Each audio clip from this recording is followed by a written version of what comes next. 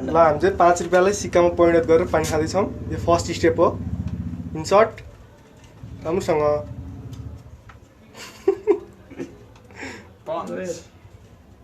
अरे हान्नु न दिगो न यार इज्जतको सवाल छ यार ओ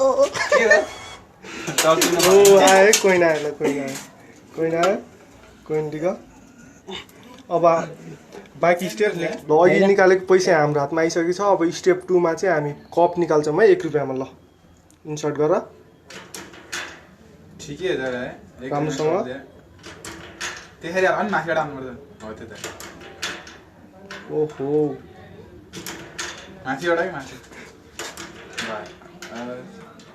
व्हाट द हेक अनि माथिबाट यस हाम्रो फाइनली हातमा कप आइसकेको छ। स्टेप 3 मा हामी पानी खान्छौँ। 1 रुपैयाँको सिक्का हालेर पानी खान्छौँ है। ल सिक्का यहाँ छ।